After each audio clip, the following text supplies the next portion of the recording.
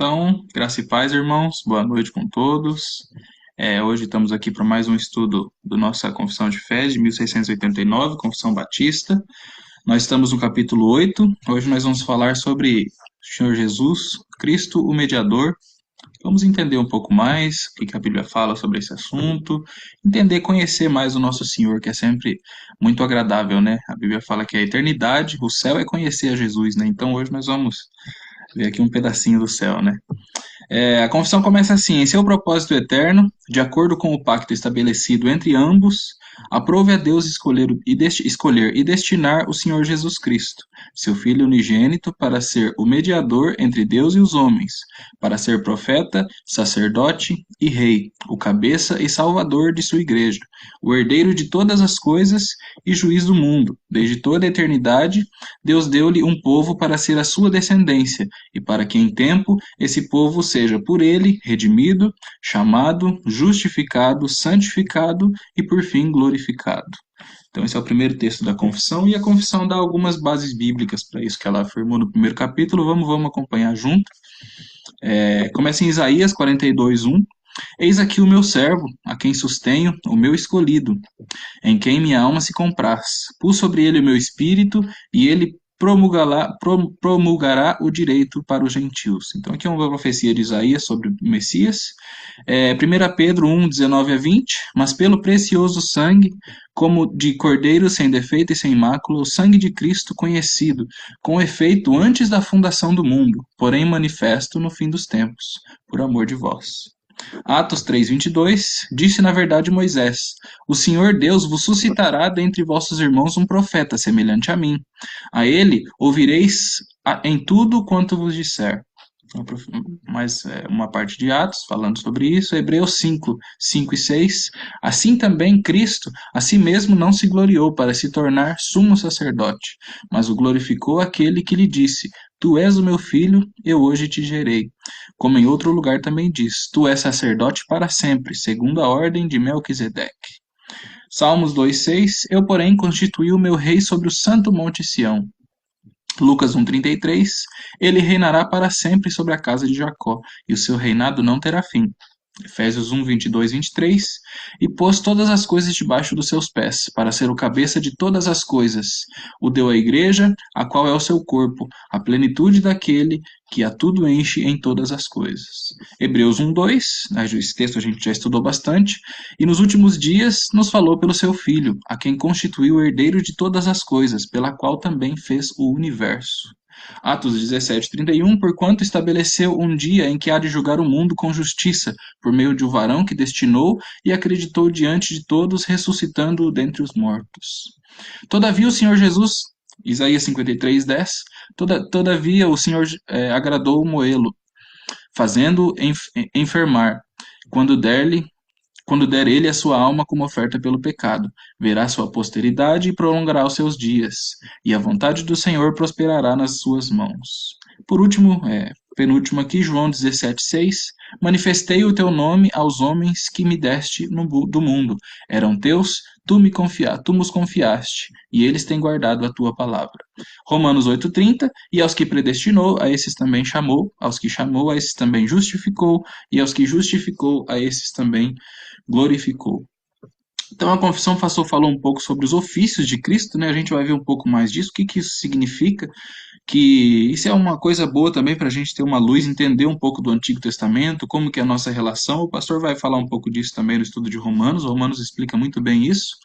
Mas aqui a gente vai ver um pouco dos ofícios de Cristo, ou seja, profeta, sacerdote, rei e juiz. Tem outros também, tem mediador, a gente vai ver mais um pouco. Mas aqui a confissão começa com esses quatro aqui. Primeiro sobre o profeta, né? Cristo é o profeta que nós precisamos para nos instruir nas coisas de Deus, tão como para curar a nossa cegueira e ignorância. O Catecismo de Heidelberg chama o nosso grande profeta e professor, quem tem completamente revelado a nós o secreto conselho e a vontade do Deus concernente à nossa redenção. Conforme declarou Moisés, em Deuteronômio 18:15, o Senhor, o teu Deus, te levantará um profeta do meio de ti, de teus irmãos, como eu. A ele o ouvirá. Ele é o Filho de Deus, e Deus exige que nós o ouçamos. Mateus 17:5. Como profeta, Jesus é o único que pode revelar o que Deus tem tensionado na história, desde o início do mundo, e quem pode ensinar e tornar manifesto o real significado das escrituras dos profetas, ou seja, o Velho Testamento. Romanos 16, 25 a 26 fala um pouco disso. Nós podemos esperar para progredir na vida cristã somente quando nós dermos ouvidos à sua instrução e ensino. Só uma observação, irmãos, para deixar isso aqui um pouco mais claro. Hebreus, no capítulo 1, esse texto que a gente já viu muitas vezes, fala que no princípio, antigamente, Deus falava por nós, por meio de visões, de revelações, por meio dos profetas. O Senhor Jesus também fala isso, fala que as pessoas tinham os profetas, na visão de Lázaro, fala, não, eles têm os Moisés, têm os profetas. Então, e tudo isso no Antigo Testamento era o próprio Deus falando também. Só que a Bíblia diz que a revelação final de Deus, a revelação maior de Deus, como a gente viu um pouco também sobre a revelação progressiva, que Deus vai se revelando aos poucos na história, e isso tudo culmina no seu Filho, resulta, o Everest disso tudo, o ponto final disso tudo, resulta no Filho de Deus, que é a revelação perfeita, é o próprio Deus encarnado. E com isso, todos esses ofícios, embora a gente tivesse os profetas no Antigo Testamento, eles eram profetas, Deus falava assim por eles, porém eles ainda estavam sujeitos às paixões, às carnes, às concupiscências, o que não diminui nada o que eles escreveram, porém eles não eram profetas perfeitos. O profeta perfeito que nós temos é o Senhor Jesus. Isso também se aplica ao sacerdote. Quando a gente vai ver Hebreus capítulo 4, 14 e 16, diz assim: visto, portanto, que temos um grande sumo sacerdote que entrou no céu, Jesus, o Filho de Deus. Apeguemo-nos firmemente àquilo em que cremos. Nosso sumo sacerdote entende as nossas fraquezas, pois enfrentou as mesmas tentações que nós, mas nunca pecou. Assim, aproximemo-nos com toda a confiança do trono da graça, onde receberemos misericórdia e encontraremos graça para nos ajudar quando for preciso. Então, a tarefa do sacerdote, só para a gente lembrar um pouco, é levar as ofertas e sacrifícios que tornam Deus propício ou favorável ao povo. E para que possa fazê-lo, deve ele solidariamente ser capaz de participar do sofrimento daqueles que, por seu intermédio, pedem o favor de Deus e oferecem sacrifício que o agradem. Cristo também é sumo sacerdote, ele é sacerdote, como a gente viu, o nosso sumo sacerdote extremamente necessário. Quem, como o Catecismo de Heidelberg diz assim, pelo sacrifício de seu corpo nos redimiu e faz contínua intercessão ao Pai por nós. A salvação somente é possível em Jesus Cristo, como a gente sabe, porque existem duas condições que não importa como nós tentamos, nós nunca poderíamos atendê-las. Ainda, elas devem ser satisfeitas como se quisermos ser salvos. Então, o fato da gente não conseguir alcançar não quer dizer que, tá, então não precisa disso. Não, precisa. A questão é o seguinte, precisa, mas nós somos incapazes de fazer isso. Então, tem o Senhor Jesus, e a primeira condição é satisfazer a justiça de Deus através da obediência da lei. Tiago fala, a gente citou esse texto nos últimos estudos, que quem cumpre toda a lei, mas tropeça em um só ponto, se torna culpado de toda a lei. Então, é impossível para o ser humano cumprir toda a lei. Mas o Senhor Jesus, como a gente já viu, ele cumpriu toda a lei, como a gente sabe. A segunda condição é pagar o preço pelos nossos pecados. Nós não podemos fazer nenhuma das duas, mas Cristo fez ambas perfeitamente. Romanos 5,10 diz que nós, sendo inimigos, fomos reconciliados com Deus pela morte do seu Filho. Então não existe outro caminho para entrarmos na presença de Deus além de Cristo, por causa desses motivos. O sacrifício de Jesus ocorreu apenas uma vez, mas ele ainda continua como nosso grande sumo e sacerdote, por meio de quem todas as orações e louvores são feitas para Deus. Nas regiões celestiais, ele permanece como nosso constante intercessor e advogado. Romanos 8,34 e 1 João 2,1 fala um pouco disso.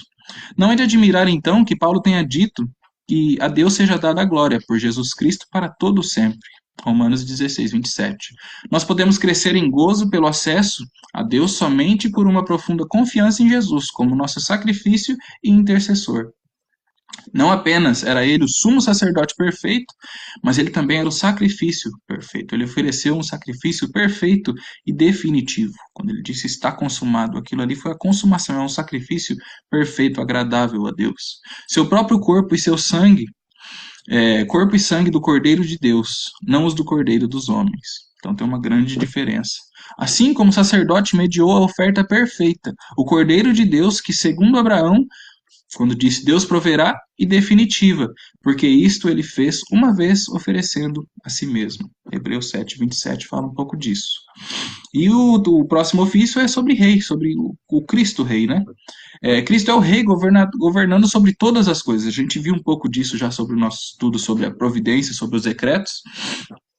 Então ele reina sobre a sua igreja por seu Santo Espírito. Atos 2, 30 a 33.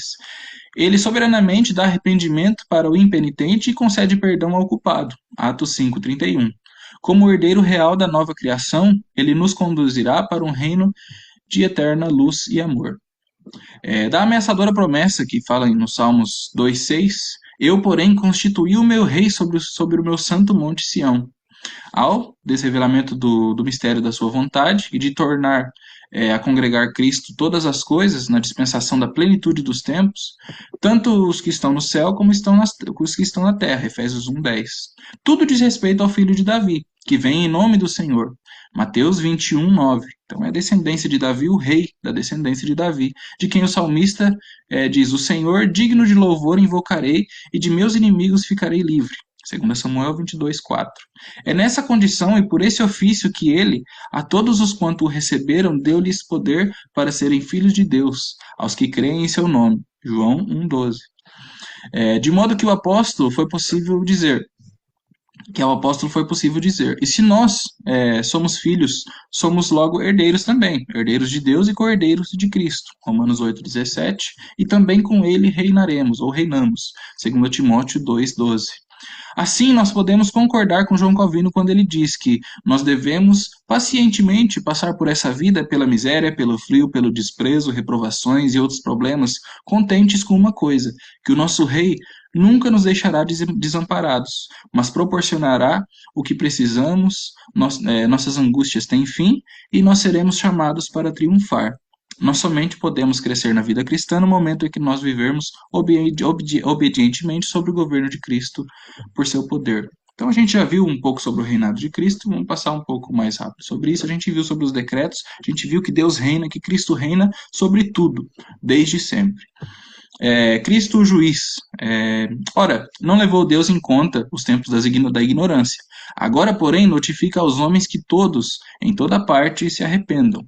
Porquanto estabeleceu um dia em que há de julgar o mundo com justiça, por meio de um varão que destinou e acreditou diante de todos, ressuscitando-o dentre os mortos. Atos 17, 30 e 31 claramente identifica o Senhor Jesus como um juiz, que ele virá como um juiz. Isso acontece muito nos nossos dias, o pessoal pensa que quando o Senhor Jesus voltar, ele vai voltar do mesmo jeito que ele veio a primeira vez, um cordeirinho, um cordeiro mudo, né, que fala, manso, humilde. Não, ele vai vir como juiz, ele vai vir com a vara, ele vai vir reinando sobre os céus e vai separar as ovelhas dos lobos.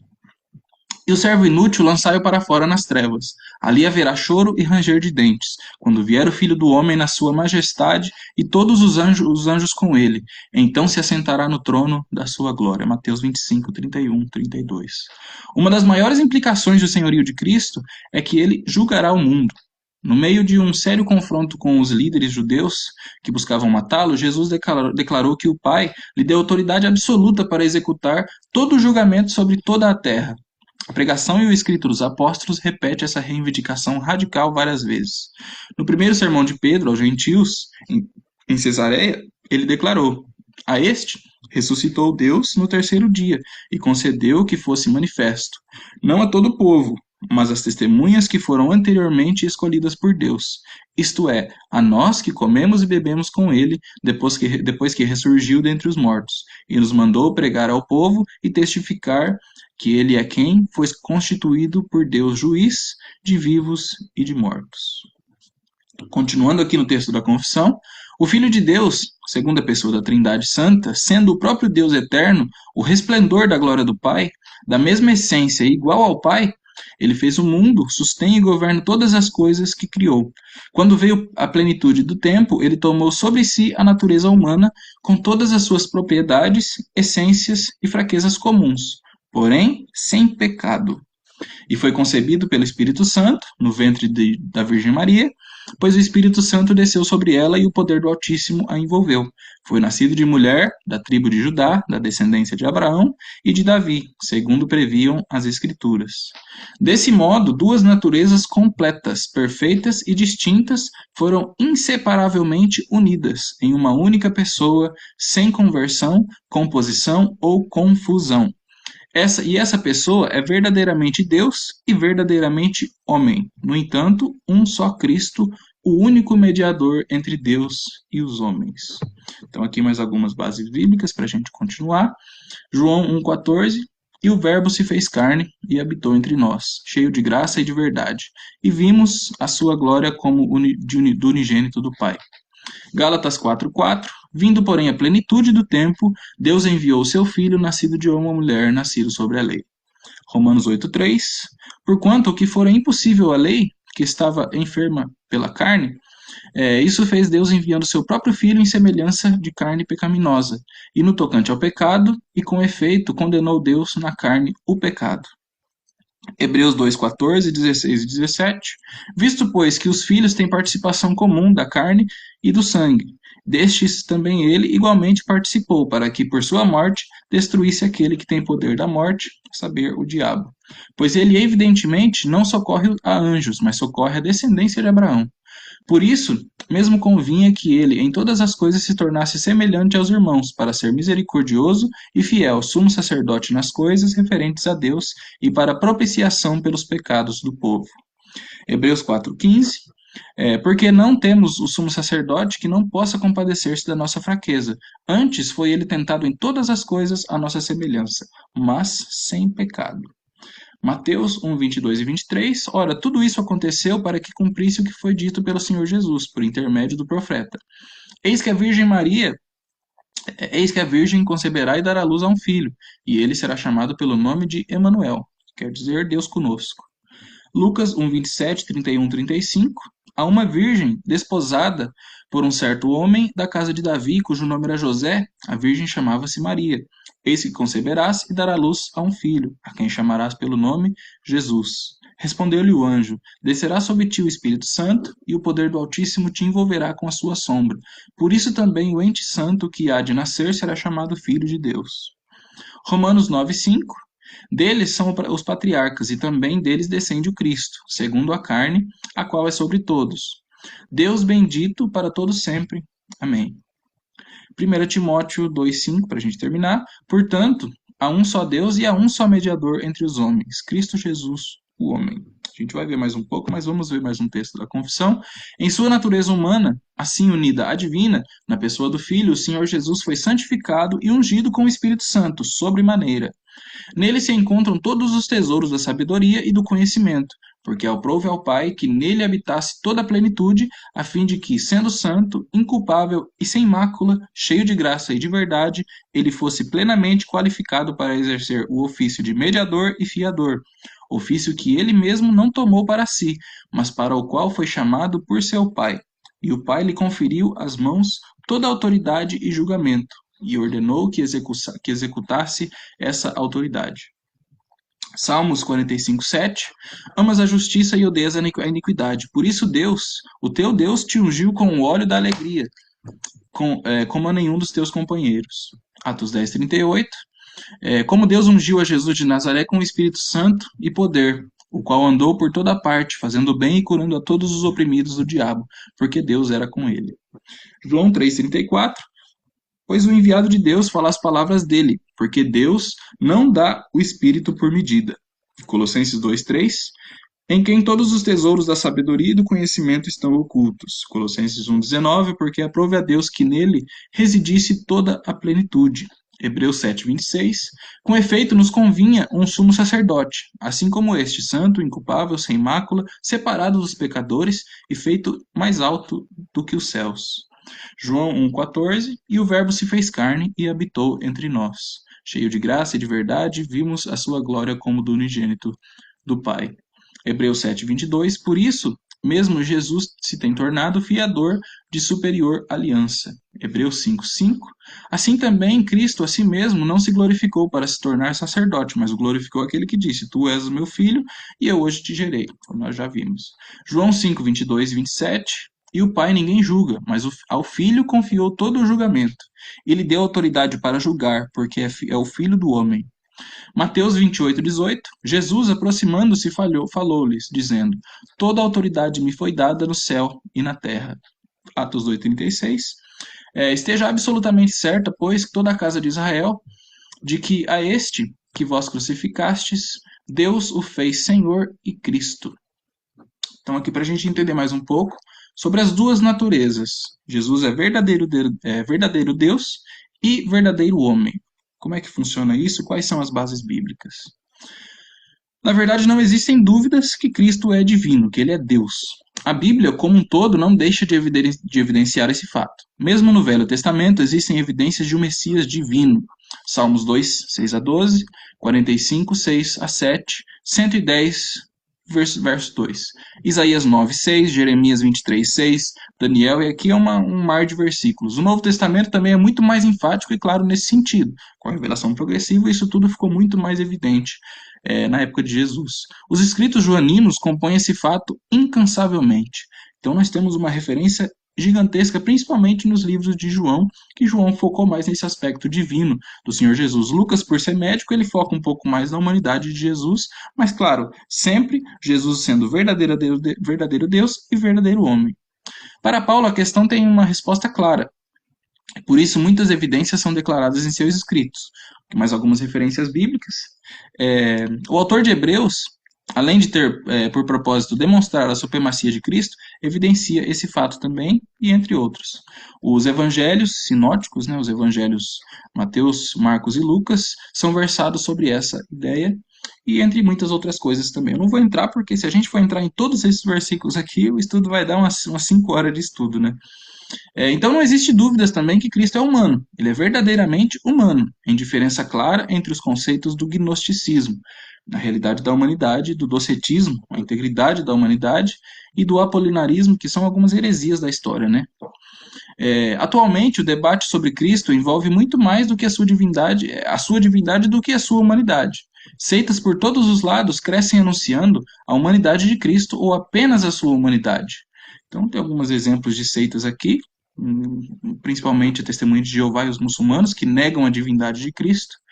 Mas nesse ponto, o Novo Testamento é claro também. Deixa muito claro que Jesus é verdadeiramente Deus e verdadeiramente homem. Aqui tem mais algumas referências.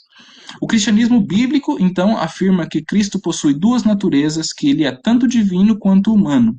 Ele existe com o Deus, o Pai eterno na eternidade, como a segunda pessoa da Trindade, mas tomou a natureza humana na encarnação. O que resulta disso não compromete ou confunde a natureza divina com a humana, de modo que Cristo é totalmente Deus e totalmente homem, e permanecerá nessa condição eternamente. Segue-se que é impossível negar que Cristo é integralmente homem e plenamente Deus, diante de tantas evidências.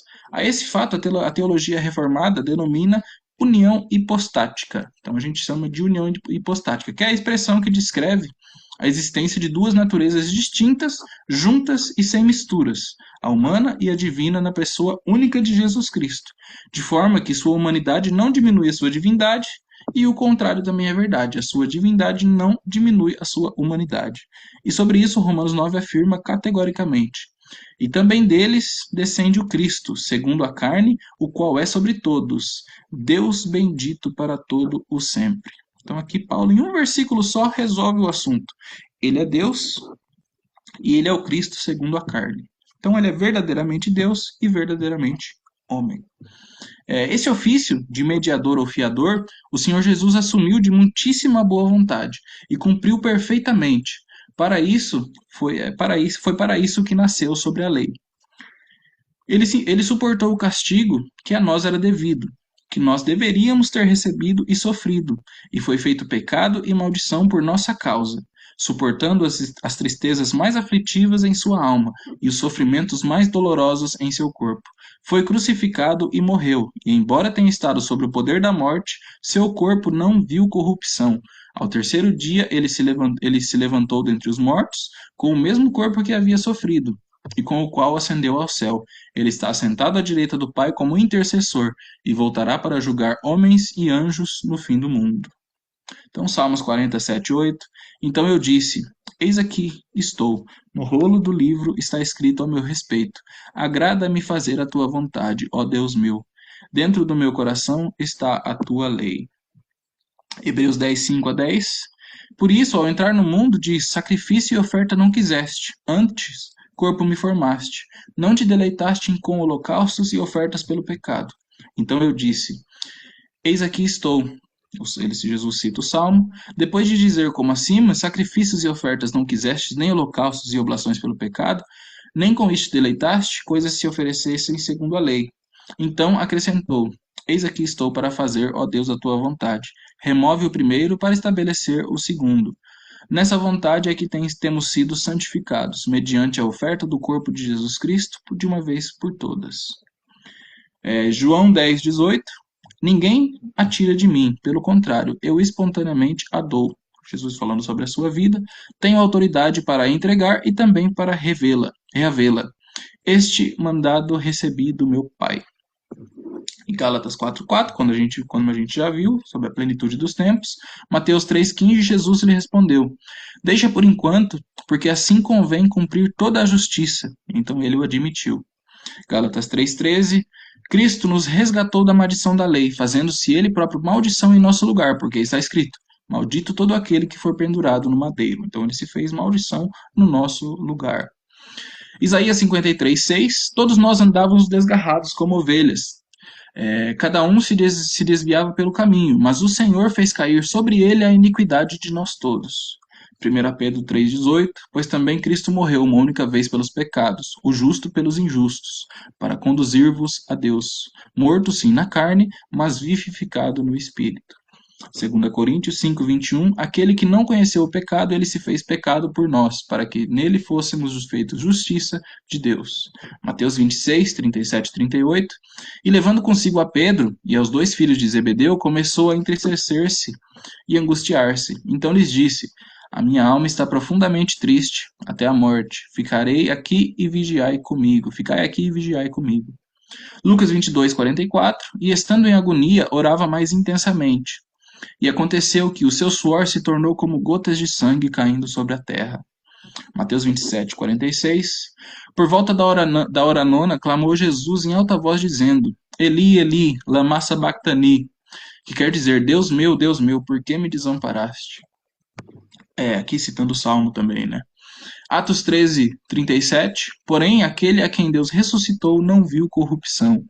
1 Coríntios 15, 3 e 4. Antes de tudo vos entreguei o que recebi, que Cristo morreu pelos nossos pecados, segundo as Escrituras, e que foi sepultado e ressuscitou ao terceiro dia, segundo as Escrituras. João 20, 25 e 27, disseram-lhe então os outros discípulos: Vimos o Senhor, mas ele respondeu: Se eu não vir nas suas mãos o sinal dos cravos, e ali não puser o meu dedo, e não puser a minha mão no seu lado, de modo algum acreditarei. E logo disse a Tomé: Põe aqui o teu dedo e vê as minhas mãos. Chega também a mão e põe no meu lado. Não sejas incrédulo, mas crente. Marcos 16, 19. De fato, o Senhor Jesus, depois de lhes ter falado, foi recebido no céu e assentou-se à destra de Deus. Atos 1, 9 a 11. Ditas essas palavras, foi Jesus elevado às alturas, à vista deles, e uma nuvem o encobriu dos seus olhos. E estando eles com os olhos fitos no céu, enquanto Jesus subia, eis que dois varões vestidos de branco se puseram ao lado deles e perguntaram: Varões galileus, por que estáis olhando para as alturas?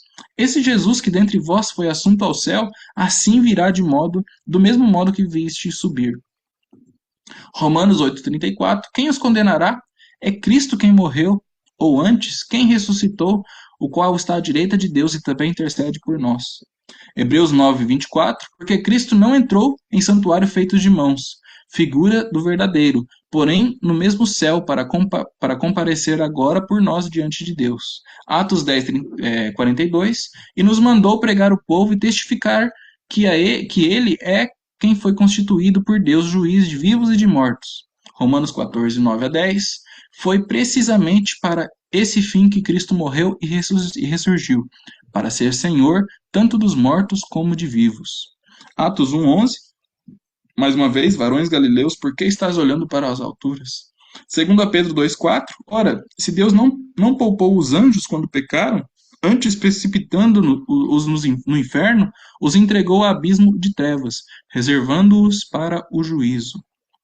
Só uma observação, irmãos, eu prefiro focar nos textos bíblicos, eu prefiro que só tenha texto bíblico do que tenha esses textos, as explicações, então eu não vou pular, alguns eu deixo só a citação, que é coisa que a gente já viu, mas tem bastante texto bíblico e eu acho que é o lado que a gente tem que ir. Como a gente começou, a nossa base são as escrituras, a confissão, ela só explica o que as escrituras falam. Como a gente viu, é só uma coisa para deixar mais facilitado para a gente, uma coisa unida.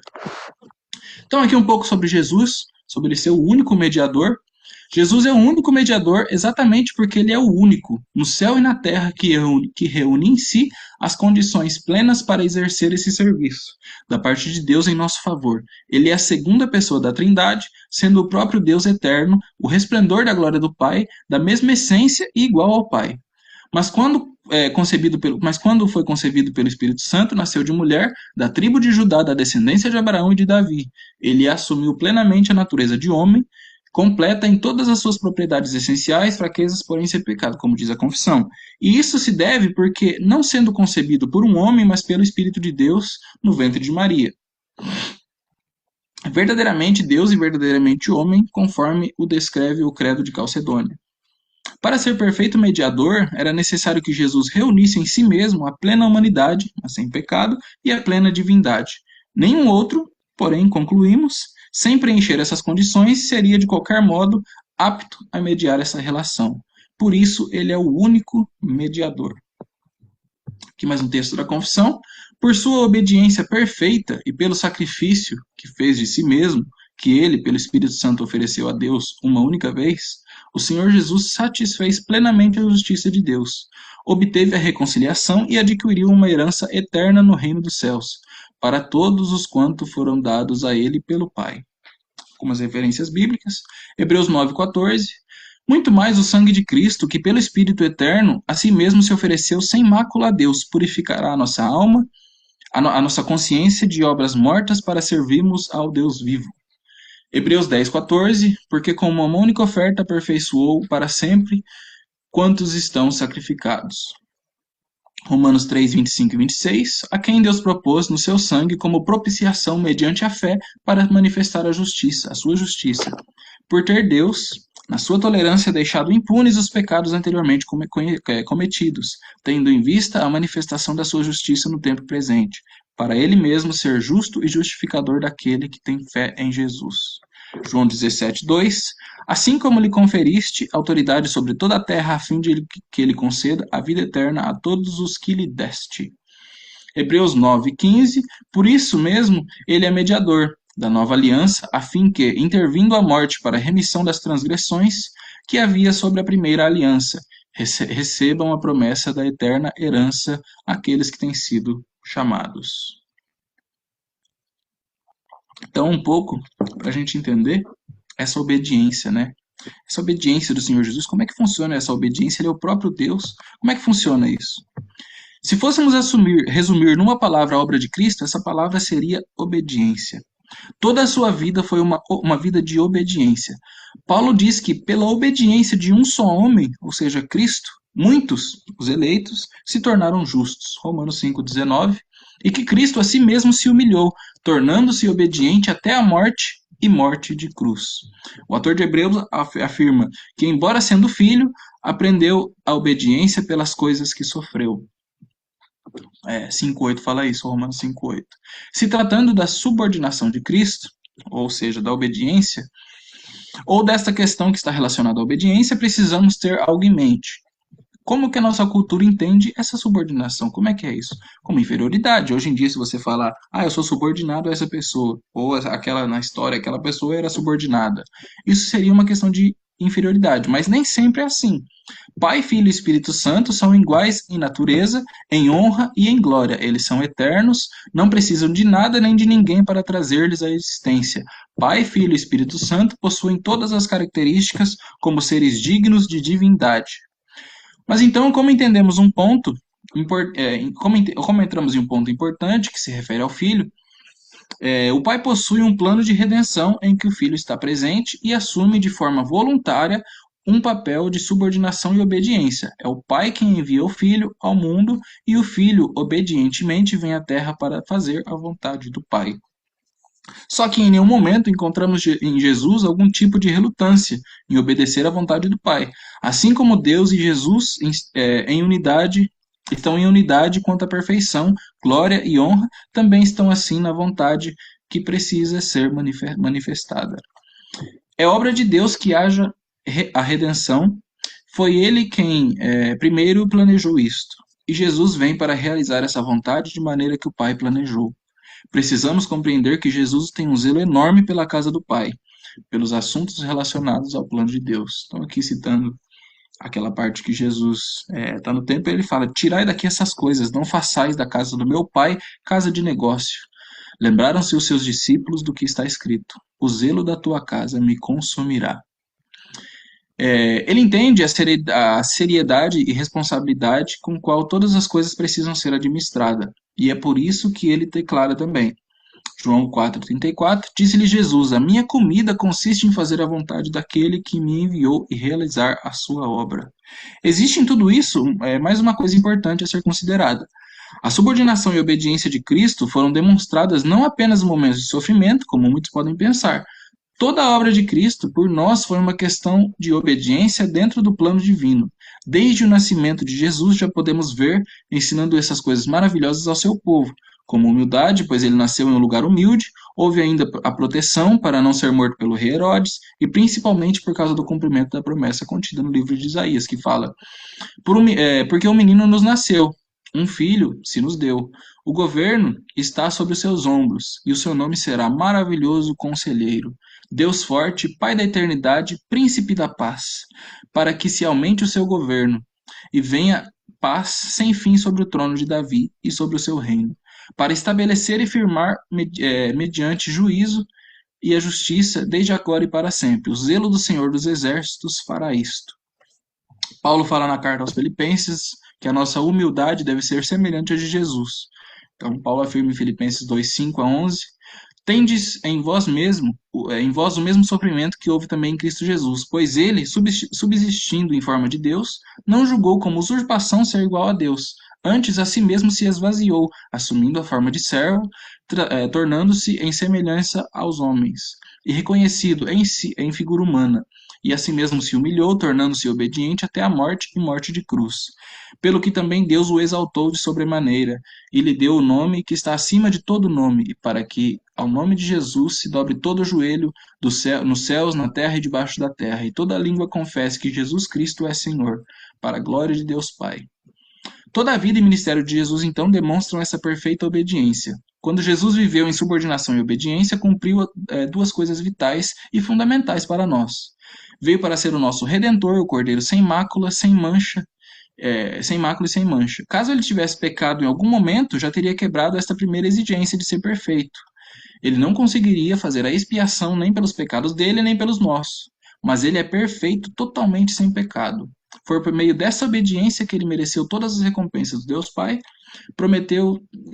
que Deus prometeu a todos os que guardam a aliança e que não quebram nenhum requisito dela. Como subordinado a Deus Pai, Jesus salvou a todos que fazem parte de um povo desobediente e insubordinado.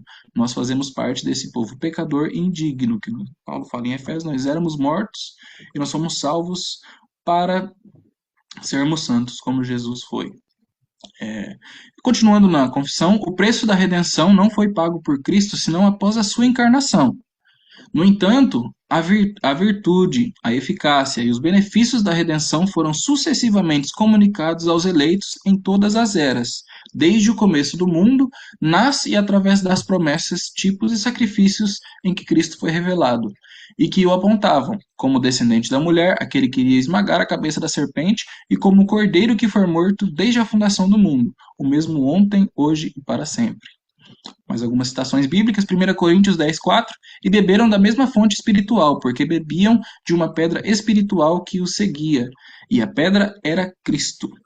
Hebreus 4:2, porque também a nós foram anunciadas as boas novas, como se deu com eles, mas a palavra que ouviram não lhes aproveitou, visto que não tem sido, visto não ter sido acompanhada pela fé naqueles que a ouviram.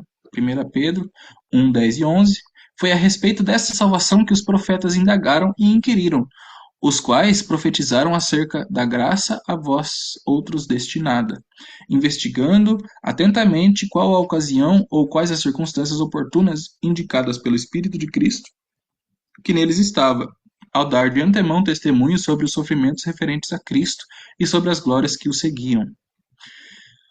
Apocalipse 13:8, e adorá-la-ão todos os que habitam na terra, aqueles cujos nomes não foram escritos no livro da vida, do Cordeiro que foi morto antes da fundação do mundo, desde a fundação do mundo.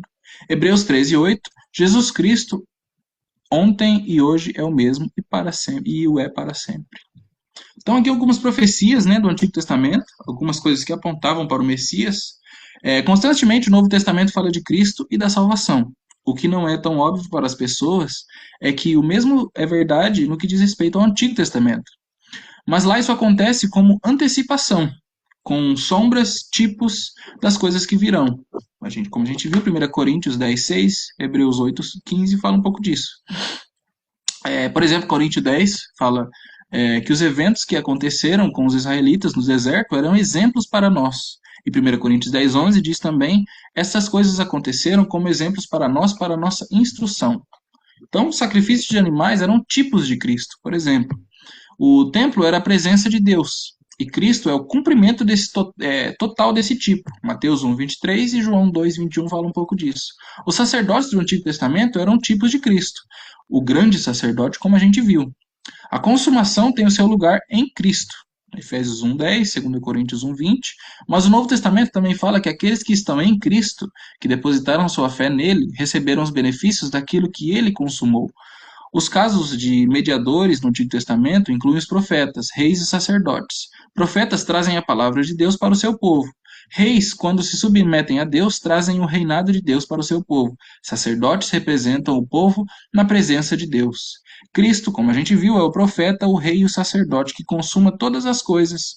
Todas essas três funções em um sentido último. Hebreus, como a gente viu aquele texto, de 1 a 3.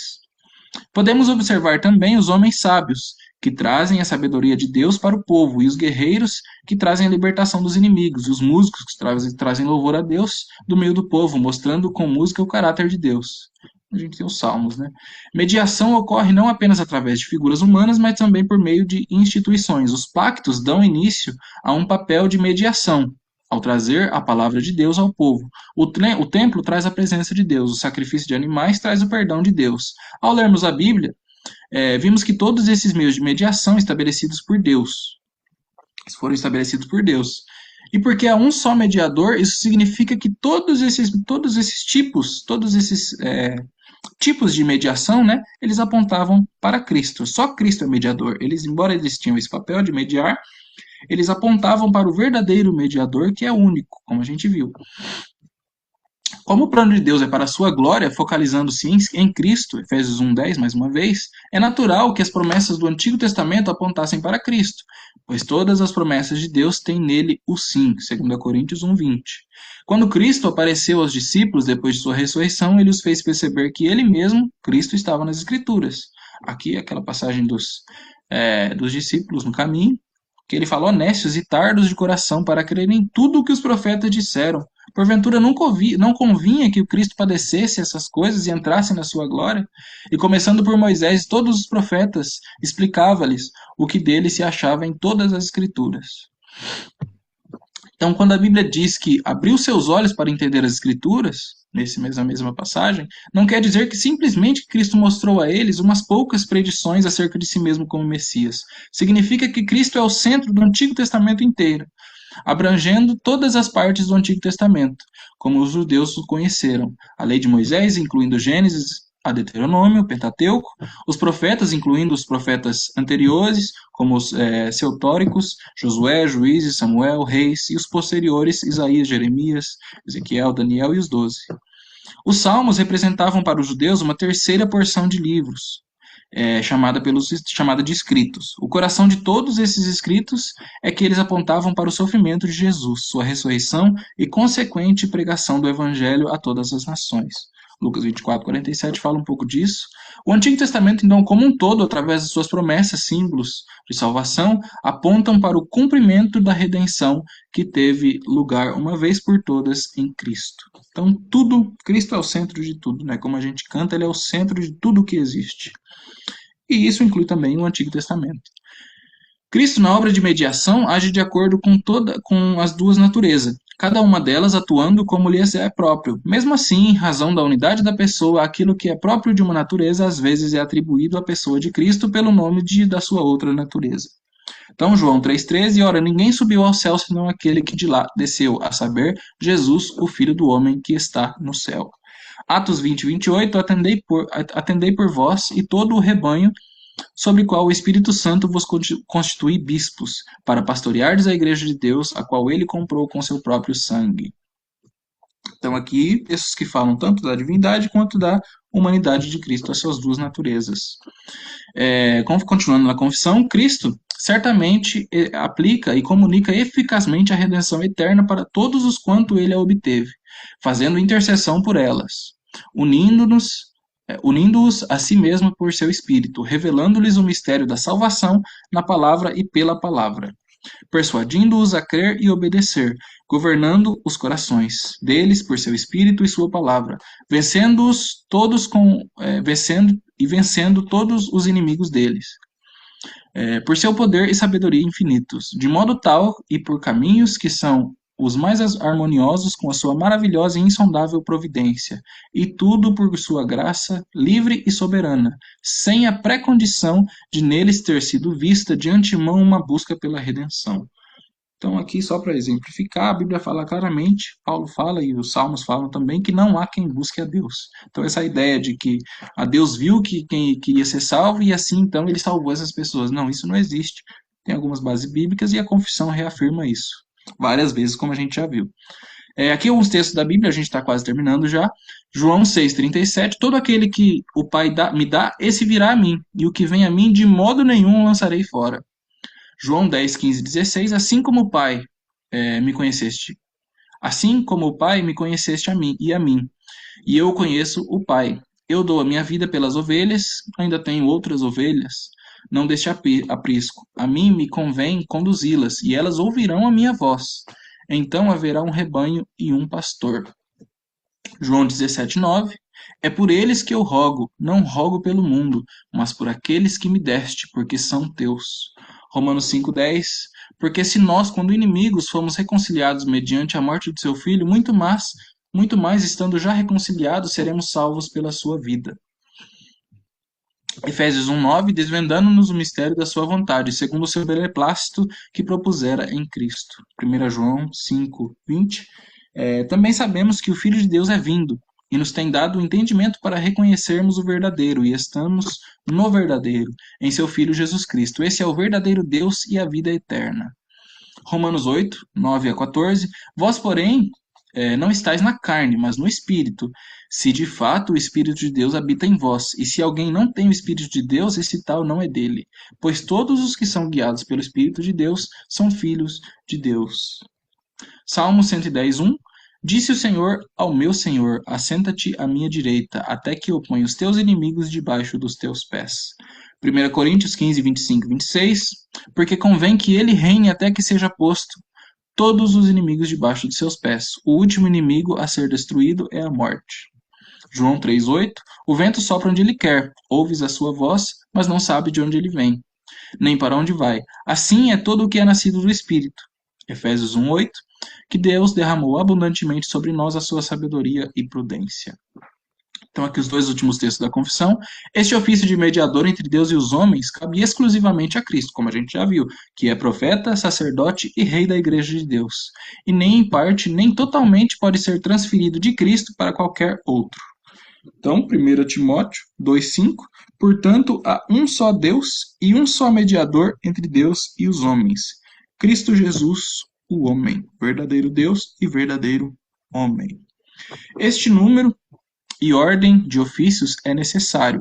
Precisamos de seu ofício profético por causa da nossa ignorância, por causa da nossa alienação de Deus e da imperfeição dos nossos melhores serviços. Precisamos de seu ofício sacerdotal para nos reconciliar e apresentar aceitáveis diante de Deus. E para o nosso resgate e segurança contra nossos adversários espirituais, precisamos do seu ofício real para nos convencer, subjugar, atrair, sustentar, libertar e preservar para o seu reino celestial. Então, João 1,18, ninguém jamais viu a Deus, o Deus unigênito, que está no seio do Pai, é quem o revelou. Colossenses 1,21, e a vós outros também, que outrora eres estranhos e inimigos de Deus, no entendimento das vossas obras malignas. Gálatas 5,17, porque a carne milita contra o espírito, e o espírito contra a carne, porque são opostos entre si, para que não façais o que porventura seja do vosso querer. João 16,8, quando ele vier, convencerá o mundo do pecado, da justiça e do juízo. Salmo 110,3, apresentar-se-á voluntariamente o teu povo no dia do teu poder, com santos ornamentos, como o orvalho emergido da aurora, serão os teus jovens. E Lucas 1, 74 e 75, de conceder-nos que, livres da mão dos inimigos, o adorássemos sem temor, em santidade e justiça perante ele, todos os nossos dias. Então, se todos esses textos deixam claros que nós somos salvos pela graça mediante a fé para sermos santos como Cristo é santo. Então aqui para a gente terminar, o último texto, sobre o conhecimento de Cristo, né? O que isso proporciona, quais são as implicações, um resumo de tudo que a gente viu. O conhecimento de Cristo é uma necessidade que os remidos têm. Não podemos ser ignorantes daquele que tanto nos amou. Sabedor dessa necessidade dos homens conhecerem a Cristo, Paulo prontamente disse: porque decidi nada saber entre vós, senão a Jesus Cristo e é este crucificado. Então eu não quero saber, eu quero saber de Jesus Cristo e esse crucificado. Esse é o meu único assunto, é a única coisa que importa. 1 Coríntios 2,2. O conhecimento sobre o Redentor é superior a qualquer outro tipo de conhecimento. Nada supera o conhecimento que temos dele. Tudo o que o homem pode conhecer de todas as outras coisas neste mundo está relacionado a Cristo. Por essa razão, Paulo disse que em Cristo todos os tesouros da sabedoria e do conhecimento estão ocultos. Assim digo, para que ninguém vos engane com raciocínios falazes. Colossenses 2, 3 a 4. O conhecimento do Redentor é o foco central de todas as Escrituras, como a gente viu. Tudo converge para Jesus Cristo, desde Gênesis ao Apocalipse. O Redentor ocupa a mente do autor da Escritura de maneira especial, porque tudo é por ele e para ele. Claro que é o próprio Deus o autor, e tudo foi feito por ele e para ele. O conhecimento do Redentor é sobrenatural e produto da graça divina de Deus. Ninguém pode vir ao conhecimento de Deus sem que seja por revelação divina, e sem que essa revelação seja um produto da bondade graciosa de Deus para com o pecador. O conhecimento do Redentor é a obra da revelação divina. Por essa razão, quando Jesus está ensinando sobre a revelação graciosa de Deus, faz aos pequeninos, ele diz: ninguém conhece o Filho senão o Pai, e ninguém conhece o Pai senão o Filho. E aquele que tem o Filho o quiser revelar, e aquele a quem o Filho o quiser revelar. Mateus 11, 27. O conhecimento do Redentor é a maior descoberta que alguém pode fazer. Quando falamos de descoberta, estamos dizendo que uma pessoa é acordada para ver o que Deus revela de seu Filho. Quem conhece a Cristo encontra o maior tesouro da sua vida. Ele é como a pérola de grande preço que um homem pode encontrar, como o Senhor Jesus falou na parábola. O conhecimento do Redentor é fundamental para o conhecimento do próprio Pai. Por essa razão, somos revestidos do novo homem que refaz para o pleno conhecimento, segundo a imagem daquele que o criou. Colossenses 3:10. O conhecimento do Redentor é fundamental para desfrutar da vida eterna. Por essa razão, Jesus disse: e a vida eterna é esta, que te conheçam a ti, o único Deus verdadeiro, e conheçam a Jesus Cristo, a quem enviaste. João 17:3. O conhecimento do Redentor é fundamental para o exercício da fé. Por isso Paulo disse: como invocarão aquele em quem não creram? E como crerão naquele de quem nada ouviram? E como ouvirão se não há quem pregue? Romanos 10:14. O conhecimento do Redentor é fundamental para recebermos muitas graças. Por isso Pedro disse: graça e paz vos sejam multiplicadas, no pleno conhecimento de Deus e de Jesus, o vosso Salvador, visto como pelo seu divino poder nos têm sido doadas todas as coisas que conduzem à vida e à piedade pelo conhecimento completo daquele que nos chamou para a sua própria glória e virtude. 1 Pedro 1, 2 e 4. O conhecimento do Redentor é extremamente sublime, pelas seguintes razões: porque nos faz mudar os valores da vida, nos faz perder o ganho passado. O conhecimento do Redentor é como se ele fosse o nosso. Porque conhecimento de Cristo é equivalente a sermos encontrados nele. Paulo menciona todas essas razões da sublimidade desse conhecimento. Sim, deveras considero tudo como perda, por causa da sublimidade do conhecimento de Cristo Jesus, meu Senhor, por amor do qual perdi todas as coisas e as considero como refúgio para ganhar a Cristo e ser achado nele. Então a gente termina o nosso estudo aqui. Este estudo tem 10 tópicos da confissão, mas é muito agradável, é muito maravilhoso nós estudarmos sobre o nosso Salvador, sobre o nosso Senhor Jesus, né? Graças a Deus por Jesus Cristo sempre. Então esse é o nosso estudo de hoje. Deus abençoe aos irmãos.